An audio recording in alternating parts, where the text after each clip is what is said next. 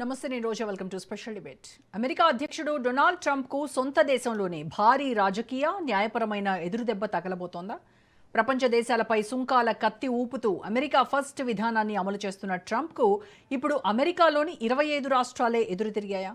America ఆర్థిక ప్రయోజనాల పేరుతో విధిస్తున్న టారిఫ్లు నిజంగానే దేశ ప్రయోజనాల కోసమా లేక రాజకీయ ఎజెండా కోసమా? ఇదే ఇప్పుడు ప్రపంచ వాణిజ్య రంగంలో హాట్ టాపిక్గా మారింది. ప్రపంచంలోని దాదాపు 60 దేశాలపై ట్రంప్ ప్రభుత్వం కొత్త టారిఫ్లు విధించింది. 10% నుంచి 12.5% వరకు సుంకాలు విధిస్తూ అమెరికా మార్కెట్లోకి వచ్చే దిగుమతులను నియంత్రించే ప్రయత్నం చేసింది. ఈ జాబితాలో భారత్ కూడా ఉంది. కానీ ఇప్పుడు అమెరికాలోని 25 రాష్ట్రాలు ఏకంగా కోర్టు మెట్లెక్కాయి. ట్రంప్ ప్రభుత్వం అధికార దుర్వినియోగానికి పాల్పడుతోందని సుప్రీంకోర్టులో ఎదురుదెబ్బ తగిలిన తర్వాత కొత్త కారణాలు చూపించి మళ్లీ అదే టారిఫ్లను అమలు చేస్తోందని ఆరోపిస్తున్నాయి.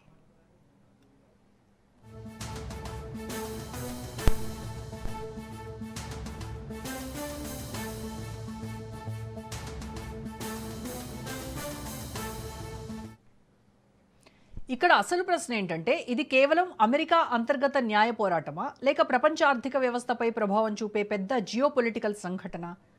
ఎందుకంటే అమెరికా ప్రపంచంలోనే అతిపెద్ద దిగుమతి మార్కెట్. అమెరికా మార్కెట్లో ఏ చిన్న మార్పు వచ్చినా దాని ప్రభావం చైనా నుంచి భారత్ వరకు, యూరప్ నుంచి దక్షిణాసియా వరకు కనిపిస్తుంది. ప్రత్యేకంగా భారత్ విషయానికి వస్తే ఐటీ సేవలు, ఫార్మా ఉత్పత్తులు, ఆటో కాంపోనెంట్స్, టెక్స్టైల్స్, ఇంజనీరింగ్ ఉత్పత్తులు ఇలా అనేక రంగాలు అమెరికా మార్కెట్పై ఆధారపడి ఉన్నాయి.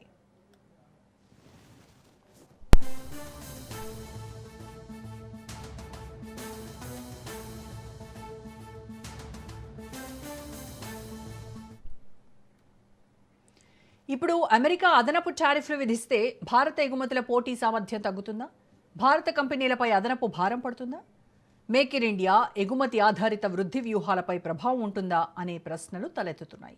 అయితే మరోవైపు ఆసక్తికరమైన కోణం కూడా ఉంది. ఈ టారిఫ్లపై అమెరికాలోని రాష్ట్రాలే తిరుగుబాటు చేయడం.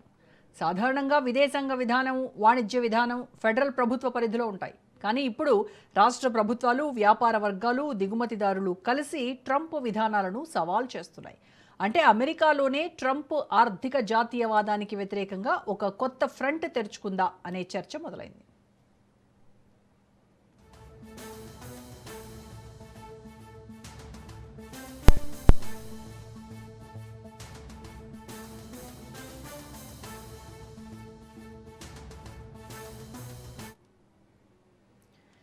ఇక్కడే చైనా అంశం కూడా వస్తుంది. అమెరికా చైనా వాణిజ్య యుద్ధం ఇప్పటికే ప్రపంచ ఆర్థిక వ్యవస్థను ప్రభావితం చేసింది. ఇప్పుడు భారత్, వియత్నాం, మెక్సికో వంటి దేశాలు చైనాకు ప్రత్యామ్నాయ తయారీ కేంద్రాలుగా ఎదుగుతున్నాయి. అలాంటి సమయంలో ట్రంప్ టారిఫ్లు భారత్ను కూడా లక్ష్యంగా చేసుకుంటే అది అమెరికా భారత్ వ్యూహాత్మక భాగస్వామ్యంపై ప్రభావం చూపుతుందా? ఇండో పసిఫిక్ వ్యూహంలో కీలక మిత్ర దేశంగా భారత్ను చూస్తున్న అమెరికా ఒకవైపు భద్రతా భాగస్వామ్యం పెంచుకుంటూనే మరోవైపు వాణిజ్యపరంగా ఒత్తిడి తీసుకురావడం వెనక అస్సలు లెక్కేంటి?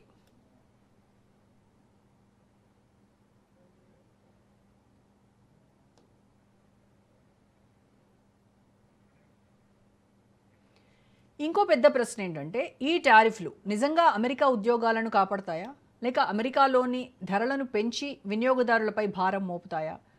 అందుకే ఇప్పుడు ఈ కేసు కేవలం కోర్టు కేసు కాదు. ఇది అమెరికా ఫెడరల్ ప్రభుత్వం వర్సెస్ రాష్ట్రాలు, ట్రంప్ వర్సెస్ అమెరికన్ వ్యాపార వర్గాలు, రక్షణాత్మక వాణిజ్యం versus global free trade, America జాతీయవాదం వర్సెస్ ప్రపంచీకరణ అనే స్థాయికి చేరుకుంది. అమెరికాలో 25 రాష్ట్రాలు ట్రంప్కు వ్యతిరేకంగా కోర్టుకు వెళ్లడం ప్రపంచ వాణిజ్య వ్యవస్థలో కొత్త సంక్షోభానికి సంకేతమా? భారత్కు ఇది ముప్పా లేక కొత్త అవకాశాలకు మార్గమా?